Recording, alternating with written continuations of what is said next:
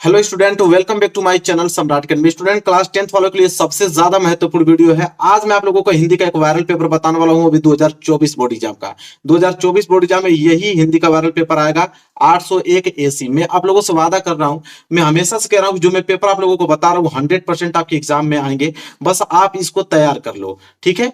पूरा का पूरा फुल सोल्यूशन देता हूं, एक भी पॉइंट में छोड़ता नहीं हूं। इसलिए नहीं छोड़ता हूं क्योंकि मुझे चाहिए 70 में 70, मैं 65 भी नहीं पसंद करूंगा। 70 में 65 भी मुझे बर्दाश्त नहीं है। मैं पूरा का पूरा जितना हो सकता है पूरा का पूरा सोल्यूशन देता हूं, 70 में 70 लाने का प्रयास कराता हूं। बस आपको इस पेपर को तैयार करके जाना है। 801 एसी ये वाला कोड है। यहाँ पे अपना अनुक्रमांक डाल लेना, ठीक है। यहाँ पे अपना नाम डाल लेना। एग्जामिनर यहाँ पे आपका सिग्नेचर कर देगा इस पेपर को।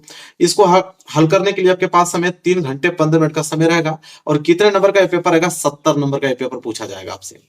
निर्देश कुछ दिए गए हैं, निर्देश आप लोग पढ़ लेना। मैं पढ़ के सुना भी देता हूं। जैसे निर्देश में बोला है कि प्रारंभ के 15 मिनट परीक्षार्थियों को प्रश्न पत्र पढ़ने के लिए निर्धारित है। मतलब कि इसको हल करने के लिए आपके पास समय कितने हैं? 3 घंटे 15 मिनट।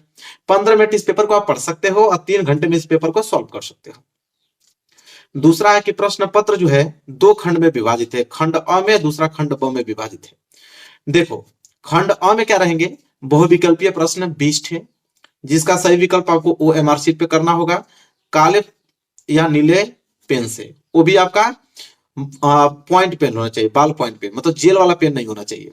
या आप नीला ले सकते हो या काला ले सकते हो, दोनों में से कोई ले सकते हो। और सही गोले को पूर्ण रूप से काला करना होगा आपको। इसके बाद बोला है कि खंड अ में बहुविकल्पीय प्रश्न हेतु प्रत्येक प्रश्न के लिए 1 अंक निर्धारित है। मतलब एक बहुविकल्पीय प्रश्न 1 नंबर का। तो टोटल कितने बहुविकल्पीय रहेंगे? 20। कितने नंबर के? 20 नंबर के मिलेंगे। इसके बाद है कि प्रश्न पत्र के खंड अ के प्रश्नों हेतु 1 घंटा का समय दिया गया है और खंड ब को हल करने के लिए आपको 2 घंटे का समय दिया गया है। अब आपका मन चाहे 10 मिनट में कर लो, चाहे 20 मिनट में कर लो। इसके बाद है कि प्रत्येक प्रश्न के सम्मुख उसके निर्धारित अंक दिए गए। मतलब हर एक प्रश्न के आगे बताया गया कि प्रश्न कितने नंबर का है। देखो, पेपर स्टार्ट होता है यहां से, खंड अ, ठीक है। और खंड अ में देखो बहुविकल्पीय प्रश्न पहले स्टार्ट होगा। और पहला प्रश्न देखो क्या है। पहला प्रश्न है कि शुक्ल युग का नामकरण किस विद्वान के नाम पर किया गया? तो शुक्ल युग का नामकरण किस विद्वान के नाम पर किया गया? तो वो आपके हैं आचार्य रामचंद्र शुक्ल जी। उन्हीं के नाम पर शुक्ल युग का नामकरण किया गया था। दूसरा प्रश्न देखो क्या है। हंस पत्रिका के संपादक थे, ठीक है। हंस पत्रिका के संपादक कौन थे मेरे प्यारे बच्चों? वो आपके मुंशी प्रेमचंद्र थे। पहला वाला ऑप्शन बिल्कुल राइट आंसर हो जाएगा, मुंशी प्रेमचंद्र जी। तीसरा देखो, शुक्ल युग की काल अवधि है। तो देखो, शुक्ल युग की काल अवधि कितनी मानी जाती है? ये तो सबको जानकारी है कि 1919 ईस्वी से लेकर 1929 ईस्वी तक शुक्ल युग की काल अवधि मानी जाती है। सी वाला ऑप्शन जो है बिल्कुल राइट आंसर होगा। चौथा, लहरों के राजहंस के लेखक का नाम है। तो लहरों के राजहंस के लेखक का नाम है मोहन राकेश। मोहन राकेश, पहला वाला ऑप्शन बिल्कुल करेक्ट आंसर हो जाएगा। आगे देखो, प्रश्न नंबर 5वां। प्रश्न नंबर 5वां है, चिंतामणि के रचयिता है। तो चिंतामणि के रचयिता कौन है मेरे प्यारे बच्चों? वो है आपके आचार्य रामचंद्र शुक्ल जी। सी वाला ऑप्शन बिल्कुल करेक्ट आंसर हो जाएगा। एक भी प्रश्न छोड़ना नहीं है, पूरा 70 में 70 करके आना है, ठीक है। क्वेश्चन नंबर 6, छत्रसाल दशक के रचनाकार हैं। तो छत्रसाल दशक के रचनाकार जो है वो है आपके भूषण जी। और डी वाला ऑप्शन बिल्कुल आपका करेक्ट आंसर हो जाएगा। आगे बढ़ते हैं, 7वां प्रश्न, आधुनिक काल की समय अवधि है। तो आधुनिक काल की समय अवधि जो मानी जाती है वो 1843 ईस्वी से वर्तमान तक, मतलब अभी तक जो चलती आ रही है वो आधुनिक काल की अवधि मानी जाती है। कब से? 1843 ईस्वी से अब तक। 8वां, साकेत किस युग की रचना है? तो साकेत जो है वो किस युग की रचना है? द्विवेदी युग की रचना है। बी वाला ऑप्शन जो है बिल्कुल राइट आंसर हो जाएगा, द्विवेदी युग। आगे देखो, क्वेश्चन नंबर 9, आंगन के पार द्वार के रचयिता है। तो आंगन के पार द्वार के रचयिता जो है मेरे प्यारे बच्चों वो आपके हैं सच्चिदानंद हीरानंद वात्स्यायन अज्ञेय, ठीक है। ये फुल फॉर्म क्या होगा? स से सच्चिदानंद, ही से हीरानंद, वा से वात्स्यायन अज्ञेय, ठीक है। तो नाम बहुत बड़ा इसलिए शॉर्ट फॉर्म में लिखा गया है। बी वाला ऑप्शन सही हो जाएगा। 10वां देखो, महादेवी वर्मा की रचना नहीं है। मतलब इन चारों ऑप्शनों में से महादेवी वर्मा की रचना कौन है? नहीं है मेरे प्यारे बच्चों। तो वो है युगांत। युगांत जो है महादेवी वर्मा की रचना नहीं है। अन्यथा निहार भी है, सांध्य गीत भी है, दीपशिखा भी है। युगांत जो है वो महादेवी वर्मा की रचना नहीं है। तो सी वाला ऑप्शन बिल्कुल क्या हो जाएगा? राइट आंसर हो जाएगा। चलिए आगे देखिए, अगला है आपका प्रश्न नंबर 11। प्रश्न नंबर 11 है कि जथा पख बीनु खग अति दीना, मणि बिनु फनक कारबर करहीना, अस मम जीवन बंधु बिनु तोही, जो जड़ देव जियावे मोही। कह रहा है कि इन पंक्ति में कौन सा रस है, मतलब इन पंक्ति में कौन सा रस का प्रयोग किया गया है, तो करूण रस का प्रयोग किया गया है। सी वाला ऑप्शन बिल्कुल करेक्ट ऑप्शन हो जाएगा, करूण रस। आगे देखो प्रश्न नंबर 12 क्या है कि यहीं कहीं बिखर गई वह भग्न विजयमाला सी, उपयुक्त पंक्तियों में कौन सा अलंकार है, तो इसमें अलंकार है उपमा अलंकार का प्रयोग किया गया है मेरे प्यारे बच्चों। ये वाला ऑप्शन जो है बिल्कुल करेक्ट ऑप्शन हो जाएगा। 13वां देखो, सुनत सुमंगल बैन मन प्रमोद तन पुलक भर, शरद सरोरुह नयन तुलसी भरे स्नेह जल। कह रहा है कि इन पंक्तियों के दूसरे और चौथे चरण में कितनी मात्राएं हैं, एक तो दूसरे वाला में और ये लास्ट वाला चौथे चरण में कितनी मात्राएं हैं, तो 13 मात्राएं हैं, गिन लेना। ये वाला ऑप्शन जो है राइट आंसर हो जाएगा। आगे देखो प्रश्न नंबर 14, निम्नलिखित में मिश्र वाक्य है, मतलब 4 ऑप्शन में से होता ना कि मिश्र वाक्य कौन है।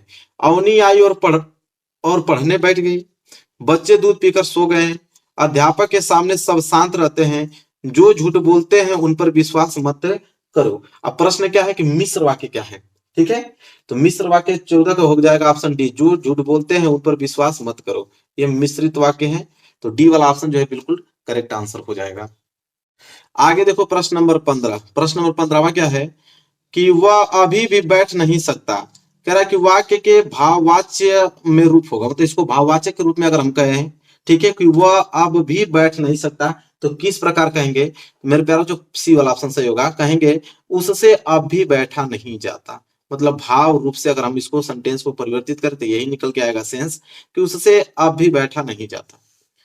देखो 16वां प्रश्न क्या है कि तुम किस कक्षा में पढ़ते हो, ठीक है, तो तुम किस कक्षा में पढ़ते हो मेरे प्यारे बच्चों, ये आपका सर्वनाम है, मध्यम पुरुष है, पुल्लिंग है और एक वचन है। जो तुम पे अंडरलाइन किया गया है ना, तो तुम क्या है, सर्वनाम, तुम मध्यम पुरुष है, पुल्लिंग है और एक वचन है। डी वाला ऑप्शन जो है बिल्कुल राइट आंसर हो जाएगा, 16 का डी। याद रखना, भूलना मत, एग्जाम में पूरा करके आना। 17 है कि अनु उपसर्ग लगाकर सही शब्द बनेगा, तो अनु उपसर्ग लगाकर सही शब्द बनेगा क्या, अनुभाव। पहला वही ऑप्शन में दिख रहा है, अनुधन भाव, अनुभाव, ए वाला ऑप्शन। 18वां है त्रिवेणी में कौन सा समास है, ठीक है, तो त्रिवेणी में कौन सा समास है, द्विगु समास है, और क्या, सी वाला ऑप्शन जो है राइट आंसर हो जाएगा। 19वां प्रश्न देखो, अच्छी शब्द का तद्भव है, तो अच्छी शब्द का तद्भव क्या है मेरे प्यारे बच्चों, अच्छी मतलब आंख होता है। ये वाला ऑप्शन बिल्कुल करेक्ट ऑप्शन हो जाएगा। चलिए आगे देखते हैं 20वां प्रश्न क्या है कि निम्नलिखित में अग्नि का पर्यायवाची नहीं है, मतलब अग्नि का पर्यायवाची शब्द कौन नहीं है इसमें, तो आपका क्या है, अनिल। अनिल जो है अग्नि का पर्यायवाची शब्द नहीं होता है, अनल भी होता है, पावक भी होता है और ज्वलास भी होता है। अनिल जो है अग्नि का पर्यायवाची नहीं होता है, इसलिए बी वाला ऑप्शन सही हो जाएगा। तो देखो 20 बहुविकल्पीय प्रश्न हमने बता दिया, अब खंड ब आ गया, और खंड ब में आपके वर्णनात्मक प्रश्न रहेंगे, ठीक है। 21वां प्रश्न देखो क्या है, 21वां प्रश्न मेरे प्यारे बच्चों है कि निम्नलिखित गद्यांश पर आधारित 3 प्रश्नों के उत्तर दीजिए, ठीक है। 6 नंबर मिलेगा आपको, 2-2 नंबर के हिसाब से 3 प्रश्नों का उत्तर देते हो तो, लेकिन इसमें एक क रहेगा और एक ख रहेगा, या तो क करो या तो ख करो अथवा करके, तो मैं दोनों का आंसर बताऊंगा आपको। पहले क वाला बता देता हूं, पहले इसको देख लो क्या है। रोहतास दुर्ग के प्रकोष्ठ में बैठी हुई ममता सोण के तीक्ष्ण गंभीर प्रवाह को देख रही है। ममता विधवा थी, उसका यौवन सोन के समान उमड़ रहा था, मन में वेदना, मस्तिष्क में आंधी, आंखों में बरसात लिए वह सुख के कंटक शयन में विकल थी। वह रोहतास दुर्गपति के मंत्री चूड़ामणि की अकेली दुहिता थी। फिर उसके लिए अभाव होना असंभव था, परंतु वह विधवा थी। हिंदू विधवा संसार में सबसे तुच्छ निराश्रय प्राणी है, तब उसकी विडंबना का कहाँ अंत था।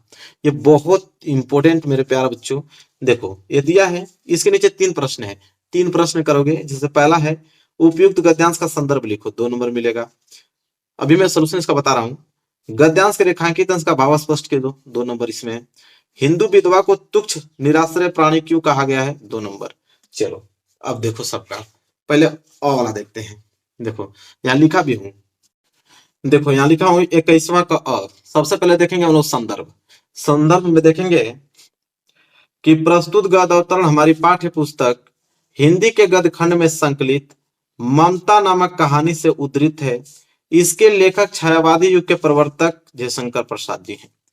मतलब ये जो गद्यांश लिया गया है ममता चैप्टर से लिया गया है, इसके लेखक जयशंकर प्रसाद जी हैं। बस यहां से आपको चेक होगी कॉपी, 2 नंबर आपको दे दिया जाएगा। इसके बाद देखो क्या बोला था, गद्यांश के रेखांकित अंश का भाव स्पष्ट कीजिए। जहां तक अंडरलाइन किया गया है, कहां तक, मन में वेदना, मस्तक में आंधी, आंखों में बरसात लिए, वह सुख के कंटक शयन में विकल थी।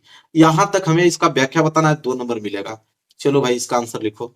ब हेडिंग डालोगे रेखांकित अंश की व्याख्या, लिखोगे कि लेखक जयशंकर प्रसाद का कहना है कि रोहतास के राजमहल के मुख्य द्वार के निकट अपने कमरे में उदास हृदय ममता सोन नदी के तेज प्रवाह को एकटक देखी जा रही है। उसके मस्तिष्क में आंधी के समान तीव्र गति से अपने भावी जीवन की चिंता से ससंदर्भित अनेक प्रकार का विचार उत्पन्न हो रहे थे। उसकी आंखों से दुख के आंसू निरंतर बह रहे थे। साथ ही राजमहल की समस्त सुख सुविधाएं उसे सूल के समान कष्ट पहुंचा रही थी। कोमल बिस्तरों पर शयन भी उसे कांटों की सैया के समान प्रतीत हो रहा था। यह उसका व्याख्या है। एग्जामिनर आपको पूरा 2 नंबर देगा, 1 नंबर भी नहीं काटेगा इस तरह लिखोगे तो।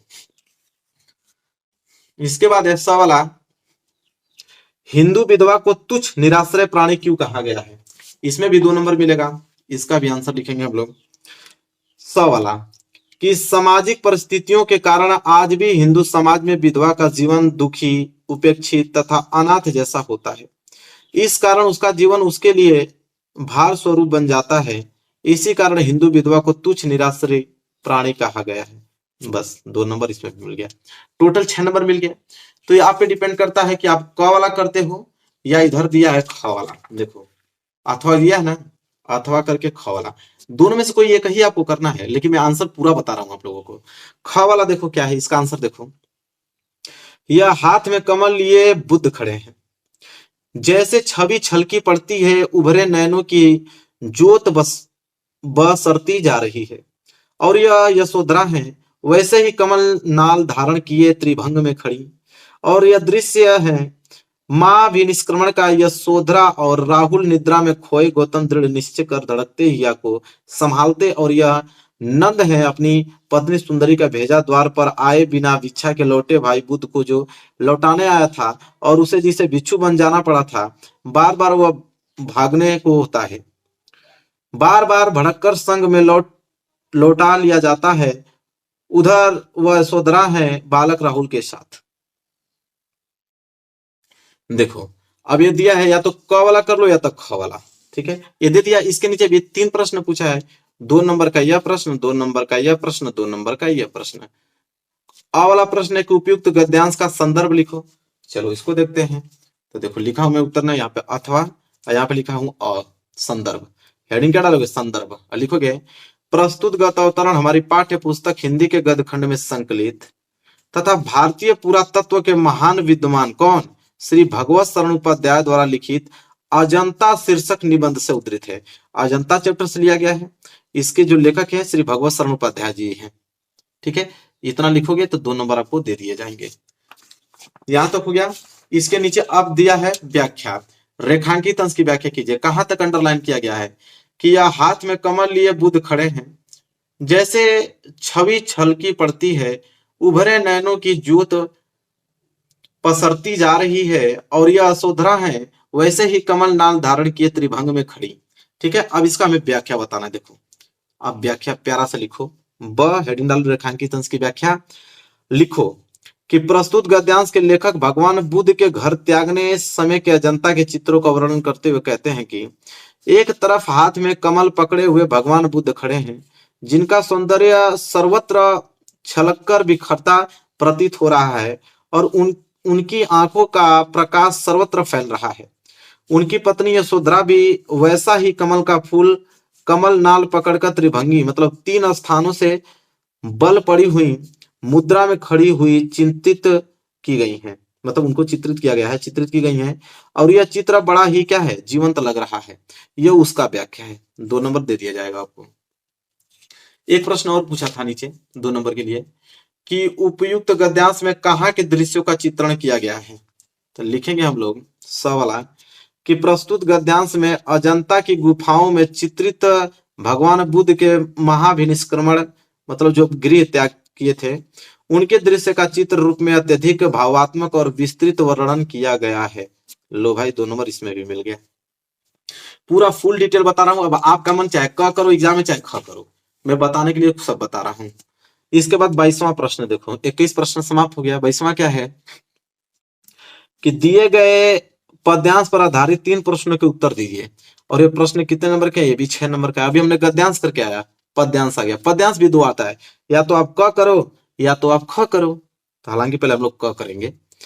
क क्या है? यहां से लेकर यहां तक पढ़ लो, मैं पढ़ भी देता हूं कि पूर ते निकसी रघुबीर बधु धरी धीर दय मग में डग द्वे झलकी भरी भाल कनी जल की पूट सूखी गए मधुराधर वे फिरी बुझती है चलनो अब केतिक पर्ण कुटी करी हो कितक है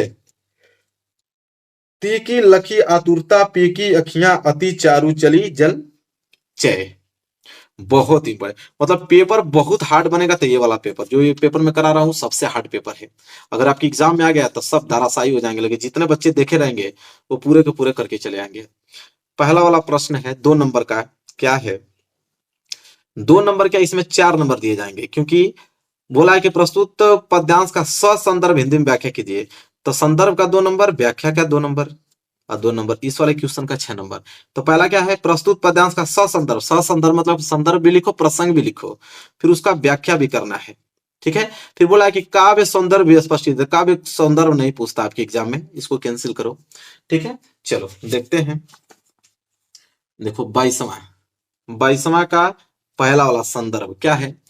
प्रस्तुत पद्यांश गोस्वामी तुलसी द्वारा रचित कवितावली से हमारी पाठ्य पुस्तक हिंदी के काव्य खंड में संकलित वनपथ शीर्षक कविता से अवतरित है। मतलब वनपथ शीर्षक कविता से अवतरित है। और इसके रचयिता कौन है?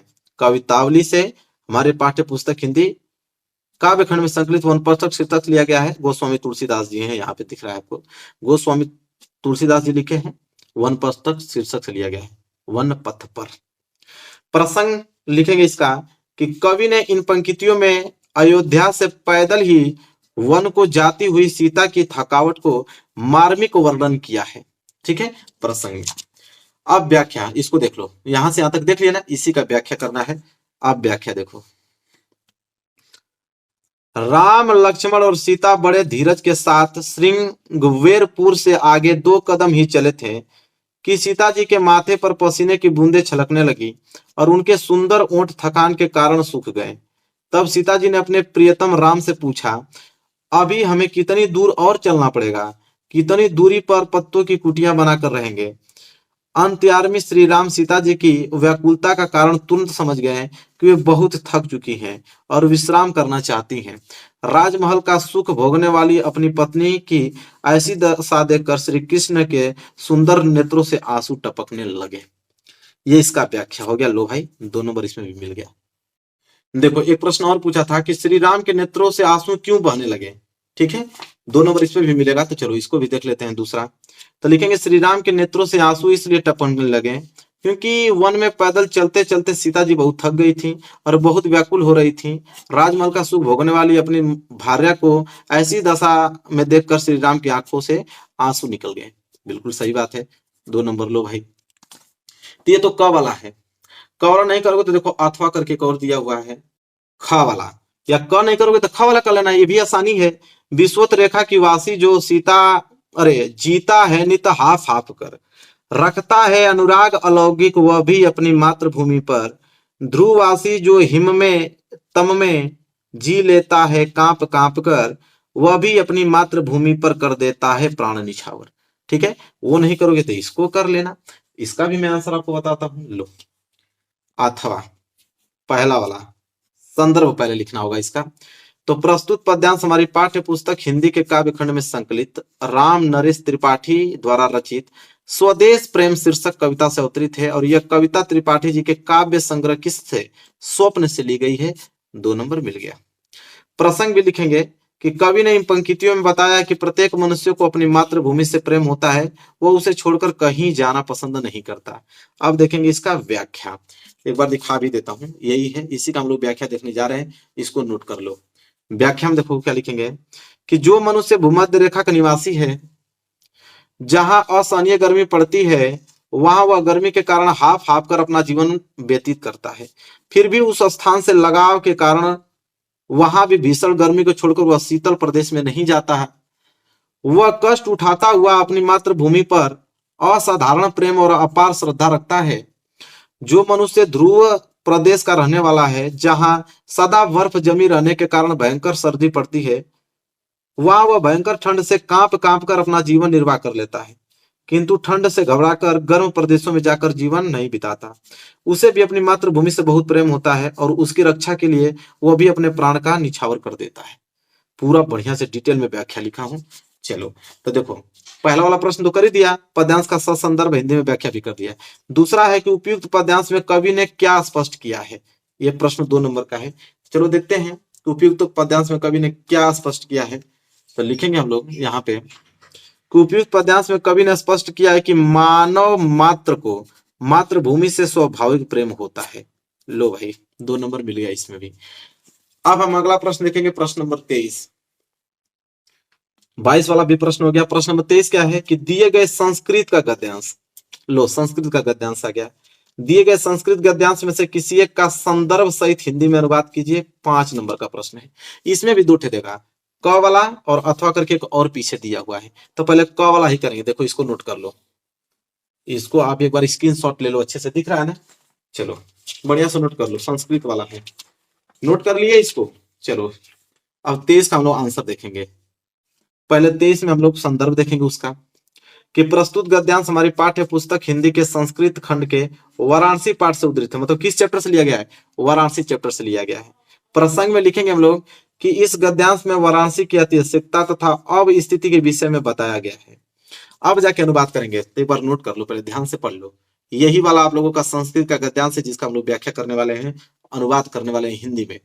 देखो अनुवाद इसका लिखोगे, अनुवाद में कि यह नगरी विविध धर्मों के मिलन का स्थान रही है। महात्मा बुद्ध, तीर्थकर, पार्श्वनाथ, शंकराचार्य, कबीर, गोस्वामी तुलसीदास और दूसरे बहुत से महात्माओं ने यहाँ आकर अपने विचारों को फैलाया, अर्थात अपने विचारों का प्रसार किया। केवल दर्शन, साहित्य और धर्म में ही नहीं, अपितु कला के क्षेत्र में भी यह नगरी विविध कलाओं और शिल्पों के लिए संसार में प्रसिद्ध है। यहाँ की रेशमी साड़ियां देश विदेश में सभी जगह पसंद की जाती हैं और यहाँ की पत्थर की मूर्तियां प्रसिद्ध हैं। ये अपनी प्राचीन परंपरा का इस समय भी पालन कर रही हैं। अनुवाद कर दिया, पूरा 5 नंबर मिल गया भाई। संदर्भ भी हमने लिख दिया, यहाँ पे प्रसंग भी लिख दिया, अगर अनुवाद भी कर दिया, 5 नंबर टोटल। क्लियर हो गया कि नहीं यहाँ तक? अगर एक क वाला नहीं करोगे तो अथवा करके कर दिया है ऑप्शन, क वाला नहीं करोगे तो ख वाला कर देना, ऐसा कर्म विरड़म संस्कृति वाला, यहां से लेके यहां तक नोट कर लो। अगर उसको नहीं करना चाहते हो तो इसको कर लो। चलो इसका भी हम उत्तर बता देते हैं आपको, उसको पहले नोट कर लो। देखो क्या है, अथवा। सबसे पहले संदर्भ लिखेंगे हम लोग, प्रस्तुत गद्यांश हमारी पाठ्य पुस्तक हिंदी के संस्कृत खंड से भारतीय संस्कृति नामक पाठ से उद्धृत है। मतलब भारतीय संस्कृति चैप्टर जो है संस्कृत का, उससे लिया गया है। प्रसंग की अगर हम बात करें तो इसमें भारतीय संस्कृति के स्वरूप और महत्व पर प्रकाश डाला गया है। अब हम करेंगे इसका अनुवाद। अनुवाद करने से पहले एक बार देखेंगे हम इसको, पहले नोट कर लो। यहां से लेकर यहां तक हिंदी में इसका अनुवाद करने वाले हैं। नोट कर लिया आपने, स्क्रीनशॉट ले लिया? चलो लो भाई, अनुवाद लिखेंगे कि यह कर्म में संलग्न रहने वालों कर्मवीरों की संस्कृति है। यहाँ कर्म करते हुए ही 100 वर्षों तक जीने की इच्छा करनी चाहिए। यह इसकी घोषणा है, पहले कर्म बाद में फल। यह हमारी संस्कृति का नियम है और इस समय जब हम लोग राष्ट्र के नव निर्माण में लगे हुए हैं, निरंतर काम करना ही हमारा प्रधान कर्तव्य है और अपने परिश्रम का फल भोगने योग्य है। दूसरे का श्रम का शोषण त्यागने योग्य है। यदि हम विपरीत आचरण करते हैं तो लो भाई, अनुवाद भी इसका कर दिया, ये भी 5 नंबर मिल गया हम लोगों को। तो दोनों बता दिया, चाहे क वाला कर लो या ख वाला कर लो। अब आएगा प्रश्न नंबर 24 कि दिए गए संस्कृत पद्यांश में से किसी एक का संदर्भ सहित हिंदी में अनुवाद करो। 5 नंबर का। अब तक हम लोग क्या देखे थे, संस्कृत का गद्यांश, अब संस्कृत का पद्यांश, ये भी 5-5 नंबर है। ठीक है, तो देखो इसमें भी आपको क कर लो या ख कर लो, या क कर लो या अथवा करके आपको दिया ख कर लो, दोनों में से कोई एक कर लो। तो पहले हम लोग यहां से क वाला के देखेंगे, जहां तक मैं घेर दिया इसको नोट कर लो। ठीक है, 24 का क, देखो 24 वाला, 24 का पहले लिखेंगे हम लोग संदर्भ। प्रस्तुत श्लोक हमारी पाठ्य पुस्तक हिंदी के संस्कृत खंड के जीवन सूत्राणु पाठ से उद्धृत है, मतलब जीवन सूत्राणु चैप्टर उससे लिया गया है। प्रसंग की अगर हम बात करें तो इन श्लोकों में यक्ष के प्रश्नों और युधिष्ठिर के उत्तरों के माध्यम से माता पिता इत्यादि के महत्व को दर्शाया गया है। अब करेंगे अनुवाद। अनुवाद करने से पहले एक बार मैं फिर दिखाऊंगा आपको संस्कृत के इस पद्यांश को, नोट कर लो भाई, यहां से लेके यहां तक इसका हम लोग अनुवाद करने वाले हैं। ठीक है, देखो अनुवाद हेडिंग डालो और लिखोगे। पहले यक्ष युधिष्ठिर से पूछता है, क्या पूछता है भाई, कि भूमि से महान क्या है, आकाश से ऊंचा कौन है, वायु से अधिक शीघ्रगामी क्या है, तिनके से अधिक दुर्बल छीड़ बनाने वाली क्या है। तो लिखेंगे युधिष्ठिर उत्तर देता है, क्या देता है, कि पृथ्वी से अधिक भारी माता है, आकाश से अधिक ऊंचा पिता है, वायु से अधिक शीघ्रगामी मन है, तृण से अधिक दुर्बल बनाने वाली क्या है, चिंता है। बस हो गया, लो भाई 5 नंबर ले जाओ। अथवा वाला देखो, पहले अथवा देख लें, अगर क वाला नहीं करोगे तो अथवा करके ख वाला कर लेना, कि मरणम मंगलम यत्र विभूति विभूषणम कौपिन यत्र कौशल्य सा काशी के नियते, इसका कर लेना हिंदी में अनुवाद, 5 नंबर मिल जाएगा। इसका भी उत्तर देख लो, अथवा वाला का उत्तर। पहले संदर्भ लिखोगे कि प्रस्तुत श्लोक हमारी पाठ्य पुस्तक हिंदी के संस्कृत खंड के वाराणसी पाठ से उद्धृत, मतलब वाराणसी चैप्टर से लिया गया है। प्रसंग की बात करें तो इस श्लोक में वाराणसी की पूर्ण ख्याति का वर्णन किया गया है। अब करेंगे इसका अनुवाद। अनुवाद करने से पहले मैं एक बार फिर दिखाना चाहूंगा अब इसको, संस्कृत के पद्यांश को यहां से यहां तक। अब हमें दिखाऊंगा इसका अनुवाद। अनुवाद क्या है, कि जहां पर मरना कल्याणकारी समझा जाता है, जहां शरीर पर भस्म धारण करना आभूषण है, जहां कौपिन मतलब क्या होता है, लंगोटी ही रेशमी वस्त्र है, वह काशी किसके द्वारा मापी जा सकती है, अर्थात उसकी समता किससे की जा सकती है। तात्पर्य है कि किसी से भी नहीं।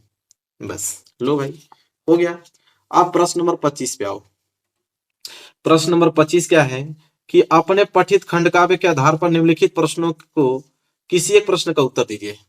खंड काव्य है मुक्तिदूत, ज्योति जवाहर, ज्योति जवाहर के बाद मेवाड़ मुकुट, अग्र पूजा, जय सुभाष, मातृभूमि, फिर कर्ण। ठीक है, कर्ण की बात देखो, और कर्ण के बाद तुमुल। अब आप सोचोगे इतना क्यों दिखा रहे हैं, इतना आता है, लेकिन जिला वाइज आता है। आपके जिला में जो देगा वही आपको करना होगा। आप बुक में जाकर देख लो, किताब में या क्वेश्चन बैंक में सारे खंड काव्य पे देख लो, जिला का नाम लिखा होता है। जिस जिला से आप रहोगे वही आपको एग्जाम में करना होगा। ठीक है, चलो 26वां प्रश्न देखो। दिए गए लेखकों में से किसी एक का जीवन परिचय देते हुए उनकी एक प्रमुख रचना का उल्लेख करो। 5 नंबर। अब जीवन परिचय भी बताना पड़ेगा क्या, आचार्य रामचंद्र शुक्ल जी, डॉक्टर राजेंद्र प्रसाद, जयशंकर प्रसाद, तीनों में से किसी एक का जीवन परिचय लिखना है। 3 नंबर जीवन परिचय पे, 2 नंबर रचना पे, तो रचना जरूर लिखना। ठीक है, 5 नंबर मिल जाएगा। इसके बाद ख वाला, दिए गए कवियों में से किसी एक का जीवन परिचय देते हुए उनके प्रमुख रचना का उल्लेख करो। गोस्वामी तुलसीदास, सुमित्रानंद पंत, महाकवि सूरदास, इन तीनों में से किसी एक का जीवन परिचय लिखना है आपको। 5 नंबर मिलेगा, लेकिन रचना आपको लिखना पड़ेगा तभी। ठीक है, तो ये बताने वाली जरूरत थोड़ी है कि मैं बताऊंगा जीवन परिचय, जीवन परिचय नहीं याद होगा आप लोगों से। चलो 27वां, यहाँ सोल्यूशन देखो। अपनी पाठ्य पुस्तक में से कंठस्थ कोई एक श्लोक लिखिए जो इस प्रश्न पत्र में न आया हो।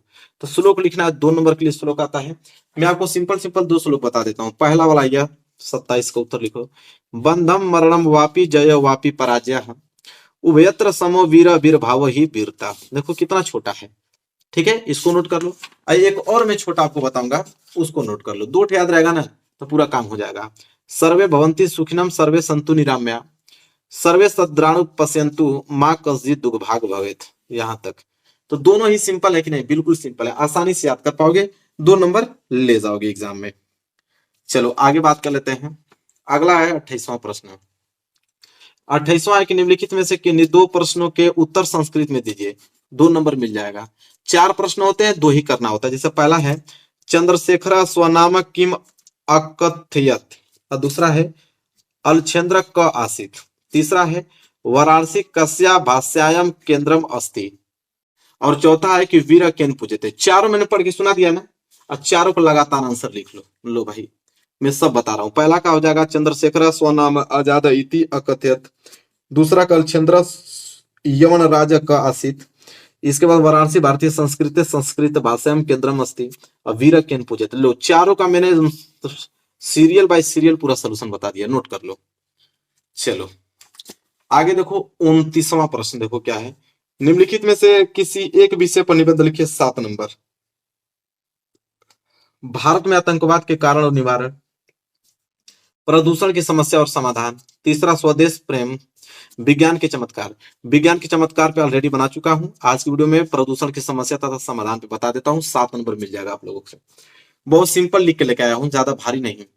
प्रदूषण की समस्या तथा समाधान हेडिंग डालना। पहली हेडिंग आपकी बनेगी प्रस्तावना। पहली हेडिंग प्रस्तावना होना ही चाहिए। क्या है प्रस्तावना में कि वर्तमान समय में प्रदूषण ने एक भयानक रूप धारण किया हुआ है। आज देश के कोने कोने में प्रदूषण फैलाव बढ़ता जा रहा है, जिसके कारण हजारों व्यक्ति बीमारी का शिकार हो रहे हैं। घनी आबादी वाले शहरों में स्वस्थ ऑक्सीजन मिलना कठिन हो रहा है और जिसकी वजह से श्वास व हृदय के रोग क्या हो रहे हैं, बढ़ रहे हैं। ये प्रस्तावना में हेडिंग रहेगी। इसके बाद तब आप डालोगे कि प्रदूषण के प्रकार कितने हैं। तो पहला प्रदूषण का प्रकार डालोगे वायु प्रदूषण हेडिंग बनाकर, और लिखोगे कि वायु प्रदूषण का मनुष्य के स्वास्थ्य पर विशेष प्रभाव पड़ता है। वायु में प्रदूषण कारखानों के वाहनों, घरों के चूल्हों से निकले धुएं से फैलता है।